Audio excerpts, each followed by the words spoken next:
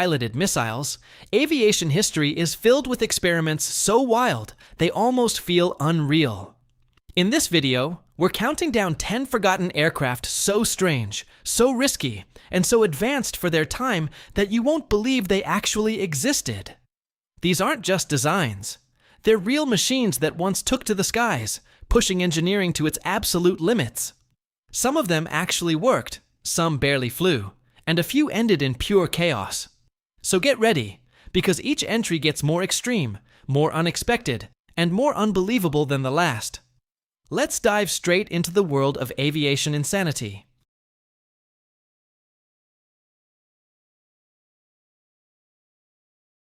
Kicking off our list is one of the strangest aircraft ever to leave the ground, the Stipa Caproni, better known. At number 9, we enter the tense days of the Cold War, with one of the most ambitious aviation experiments ever attempted, the Avro Canada VZ9 Avrocar. Unlike most aircraft on this list, this wasn't just a strange-looking prototype. It was a genuine attempt to build a real flying saucer. Backed by the US Army and Air Force during the 1950s, the Avrocar was designed as a futuristic vertical takeoff aircraft capable of hovering below enemy radar before accelerating to incredible speeds. The circular craft relied on a unique aerodynamic concept known as the Coanda effect, using powerful engine exhaust directed across its saucer-shaped body to generate lift. On paper, the idea sounded revolutionary. In reality, it was incredibly risky. Test pilots climbed aboard what was essentially a giant jet-powered disc, trusting technology that had never been proven before. Military planners dreamed of a machine that could reach extreme altitudes and fly at speeds approaching Mach 3. Unfortunately, the Avrocar never came close to those expectations. During testing, it struggled to rise more than a few feet off the ground. Whenever it climbed higher, it developed a violent and uncontrollable wobble known as hubcapping, making stable flight nearly impossible. After years of disappointing results, the project was abandoned. Even so, the Avrocar remains one of history's most fascinating aviation failures, a real-life UFO, built by the military that almost looked like it belonged in Area 51. Coming in at number 8 is the incredibly unusual Nemeth Parasol, an aircraft that looked more like a flying umbrella than a conventional airplane. Built in 1934 by a team of university students led by Stephen Nemeth, this strange machine challenged nearly every rule of aircraft design. Instead of traditional wings, it featured a massive circular wing mounted above the fuselage, giving it a truly unforgettable appearance. But this wasn't just a bizarre experiment. The design had a serious purpose. During the early days of aviation, stalls were one of the biggest dangers pilots faced. Nemeth believed a circular wing could maintain lift at extremely steep angles, making the aircraft far less likely to stall. At first glance, the idea seemed ridiculous. Yet when the aircraft took to the skies, it performed far better than anyone expected. Test pilots discovered that the Nemeth Parasol was remarkably stable and forgiving. Even more impressive, pilots could point the nose sharply upward, reduce engine power, and watch the aircraft descend gently instead of dropping dangerously towards the ground. Its slow landing speed of around 25 miles per hour made it one of the safest aircraft of its time. Unfortunately, despite its success, the economic hardships of the Great Depression prevented the design from gaining commercial interest. The Nemeth Parasol may have looked like a giant flying umbrella, but it proved that sometimes the strangest ideas can produce surprisingly effective results. And while this aircraft broke the rules of wing design, our next entry takes things even further by completely abandoning aviation's most basic principle: symmetry. At number 7, we have one of the most visually confusing aircraft ever built, the German Blohm and Voss BV-141 from World War II. At first glance, it honestly looks like it was assembled wrong, like two completely different planes were accidentally bolted together. Designed for tactical reconnaissance, the German military wanted an aircraft with an excellent all-around view for spotting enemy positions. Engineer Richard Vogt solved this in the most extreme way possible. He simply shifted everything. The engine, tail, and main fuselage were placed on one side, while the crew sat in a fully glazed cockpit pod hanging off the opposite wing. The result was total asymmetry. One side carried a heavy engine and long body, while the other side held the pilot in a glass bubble, completely exposed to the sky. It looked unbalanced and unstable, like it should have spun out of control the moment it lifted off. But reality surprised everyone. The BV-141 actually flew extremely well. The weight of the crew pod perfectly balanced the engine torque, giving it surprisingly smooth handling. Pilots even reported that it was more stable than many standard symmetrical aircraft of the era. It could reach speeds of around 270 miles per hour, making it far from a weak design. Despite its solid performance, its bizarre appearance made military officials uneasy, and only a small number were ever produced. It became one of those rare cases where brilliant engineering was overshadowed by how strange it looked.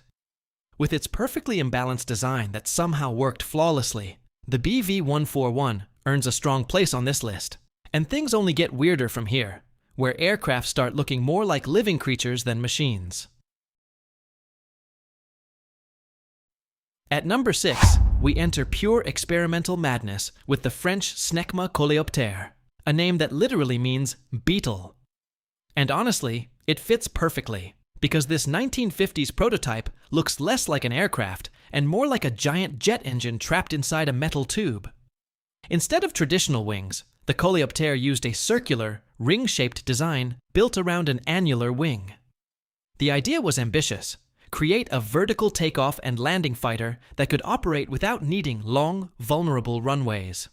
In theory, it would rise straight up like a rocket, then tilt forward into normal flight once airborne. But the real challenge came during landing. To return safely, the entire aircraft had to transition back into a vertical position and descend straight down onto its tail. That meant the pilot wasn't just flying forward, he was essentially guiding a massive jet engine downward, like a falling tower. Test pilot Auguste Morel faced an almost unimaginable task.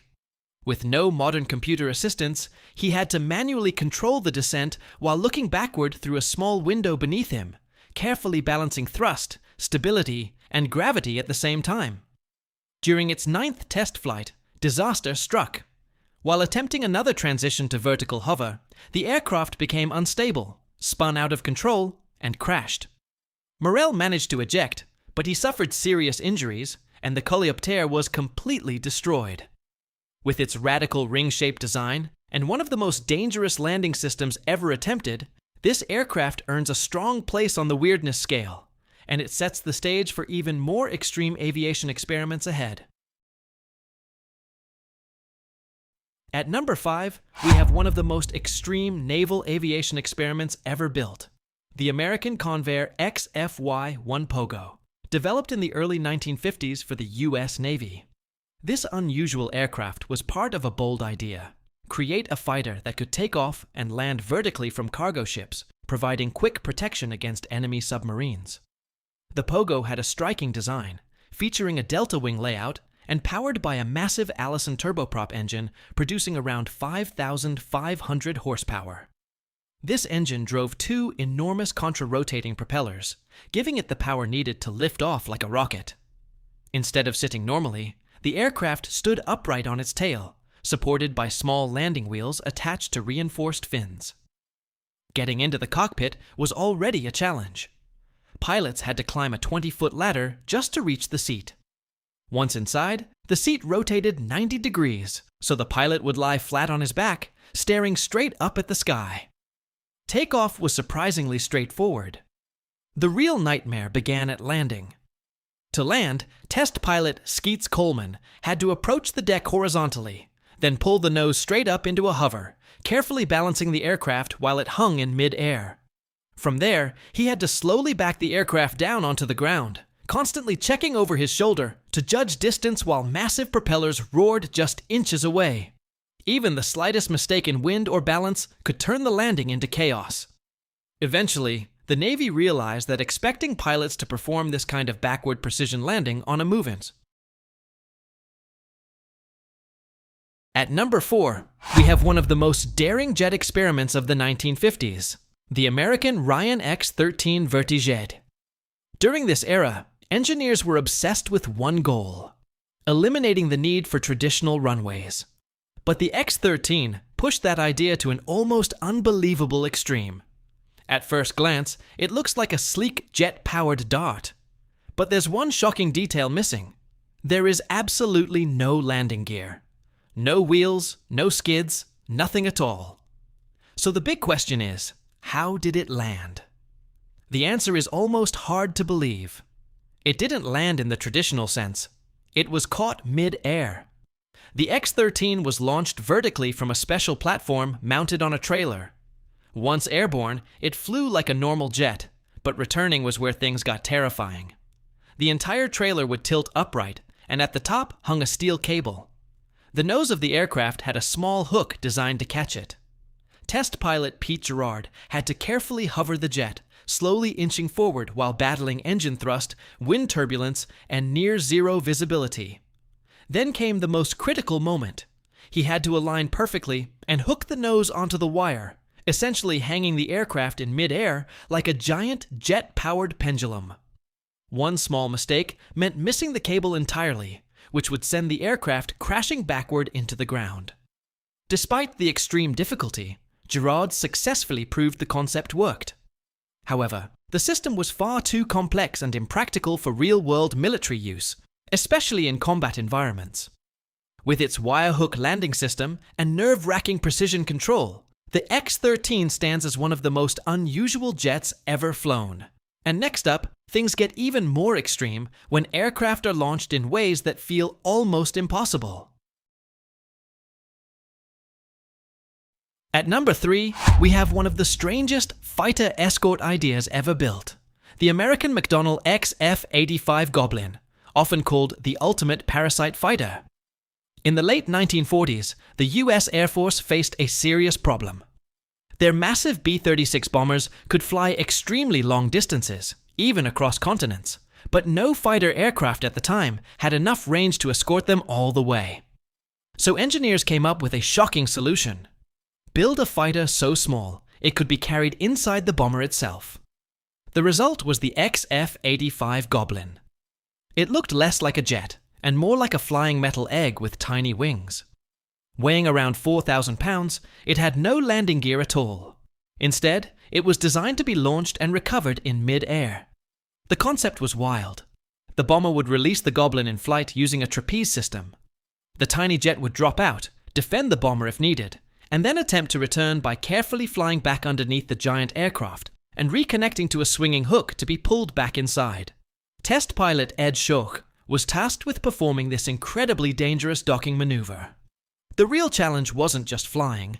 It was trying to align a small jet with a moving hook underneath a massive bomber while battling violent turbulence from the larger aircraft's wake. During one test, the turbulence became so extreme that the Goblin slammed into the trapeze, shattering the canopy and nearly throwing the pilot out of control. Despite the chaos, he managed to survive with a desperate emergency landing in the desert. With its insane mid-air recovery system and extreme risks, the Goblin earned its place as one of the most daring aviation experiments ever attempted, and things only get bigger and more unpredictable from here. At number 2, we have the American LTVXC-142, a huge experimental transport aircraft from the 1960s that looked normal at first, until it tried to take off. This machine was designed to explore vertical flight for cargo transport, but instead of just tilting its propellers, it took a far more extreme approach. It could rotate its entire wing along with all 4 engines a full 90 degrees upward. In vertical mode, it acted like a giant helicopter, lifting straight into the air using powerful propellers. Once airborne, the wing slowly tilted forward again, transforming it into a high-speed aircraft capable of reaching around 400 miles per hour. But this innovation came with serious complexity. All 4 engines were connected through a central cross-shaft system, meaning if one engine failed, the others would keep all propellers synchronized to maintain stability and prevent a crash. Even so, the aircraft was extremely difficult to handle, especially during transition. The violent vibrations and shifting forces made flying unpredictable, and pilots had to carefully manage every movement. If the wing tilting mechanism jammed mid-transition, the aircraft could instantly become uncontrollable and fall from the sky. Although it successfully proved the tilt-wing concept, its fragile and overly complex design made it unsuitable for real military use. Finally, at the absolute peak of aviation madness comes the Messerschmitt Me 163 Comet, developed by Nazi Germany during the final, desperate phase of World War II. This wasn't really a traditional aircraft at all. It was closer to a manned rocket designed to leap into the sky and strike Allied bomber formations before they even had time to react. Fully loaded, it weighed around 8,000 pounds and could reach unbelievable speeds of over 600 miles per hour, making it the fastest aircraft of its time by a huge margin. But that performance came with terrifying risks. The Comet was powered by highly unstable liquid rocket propellants that ignited instantly when mixed, and the handling of these fuels was so dangerous that even small leaks or rough impacts could turn the aircraft into a fireball. The system used extremely reactive chemicals that were corrosive and unpredictable, meaning the aircraft itself was often as deadly to its pilot as any enemy fire. Inside the cockpit, conditions were extremely cramped and unforgiving, and emergency situations left almost no chance of survival if fuel systems were compromised. Takeoff was dramatic, with the aircraft blasting upward in a roaring stream of fire, but landing was often even more dangerous, as it had to glide back with no engine power, sometimes bouncing hard on rough airfields, while leftover volatile fuel increased the risk of explosion.